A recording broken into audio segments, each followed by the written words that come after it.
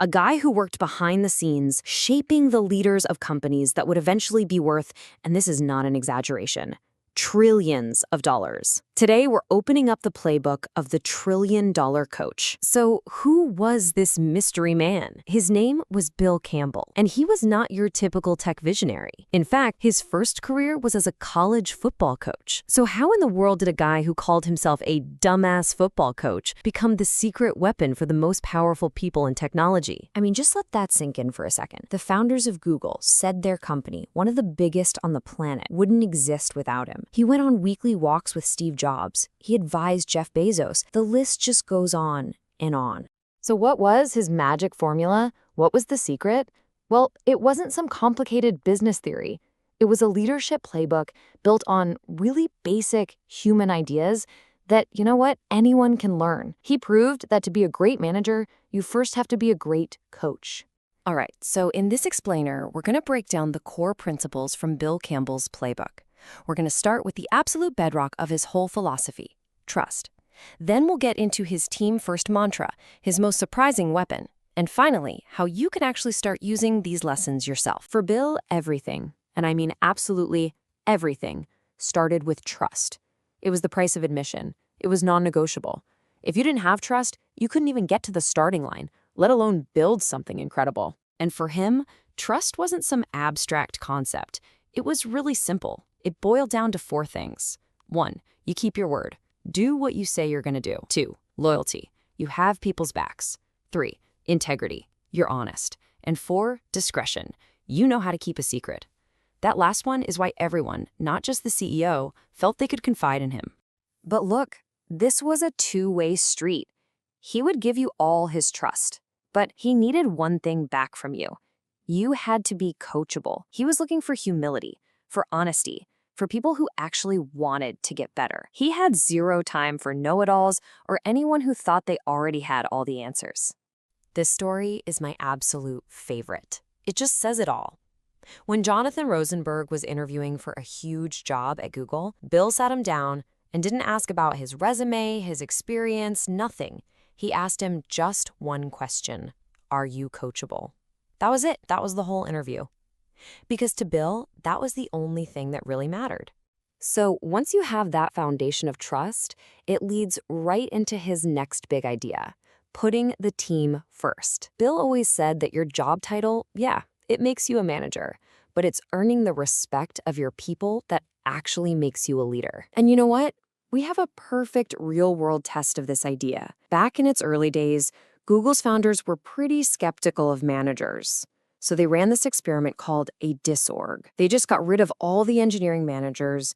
Hundreds of engineers suddenly reported to just one executive. They figured it'd unleash all this creativity. And the result? It was a complete disaster. The engineers themselves started complaining.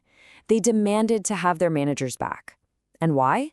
They told Bill 2 things. They wanted someone to learn from, and, crucially, they needed someone to make a decision and break ties when the team got stuck. It was the ultimate proof that a good coach is absolutely essential.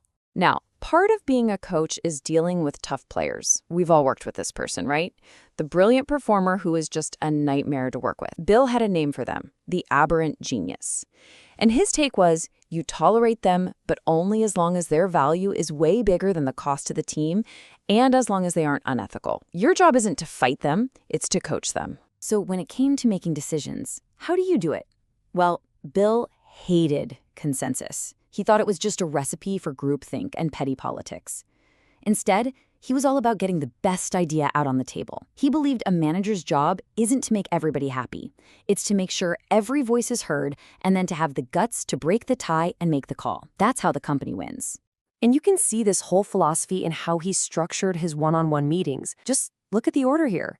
He always started with a personal connection. How's the family? What'd you do this weekend? Only after making that human connection did he dive into performance. And from there, it was about relationships with peers, then leadership, and finally, new ideas. It was a blueprint for building better people, not just better workers. Okay, this brings us to the most surprising, the most radical, and maybe the most powerful part of Bill Campbell's playbook. It's a word you hardly ever hear in the business world: love. He truly believed that to build a real community at work, you had to lead with your heart. And the proof of this, you could see it plain as day at his memorial service. There were over 1,000 people there. And yeah, the tech titans were there, but so were the waiters from his favorite restaurant, his driver, and his golf caddy from Cabo, all of whom said Bill was one of their best friends. His caddy, Bruno, really said it best. It just didn't matter to Bill if you were the CEO of Apple or the guy carrying his golf bag. He saw the person first. He gave everyone the same level of respect, the same warmth, and yeah, the same love. And that right there is the key. Bill just tore down that wall we build between our professional self and our real self. He showed up. If a friend's kid was sick, he was there. If someone's family was in crisis, he was there. He just knew you can't build a world-class team unless you're willing to care about each other as complete human beings. So, what does this all mean for us? How do we take these lessons from the trillion-dollar coach and actually use them? What's the big takeaway here? Well, first, let's just be super clear about the results. His coaching methods directly helped create over $1 trillion in value at companies like Google and Apple. So this isn't just fluffy feel-good stuff. It was wildly effective. But you know what? That $1 trillion number, that wasn't how he kept score. He once said that his real measure of success was looking back at all the people he'd mentored and counting how many of them went on to become great leaders themselves. That was the legacy he cared about. And that's really the ultimate lesson from his playbook. Management isn't about being the boss. It's not about control. It's about service. It's about building trust, putting your team first, and yeah, having the courage to actually care about people. Look, the lesson isn't to try to be Bill Campbell.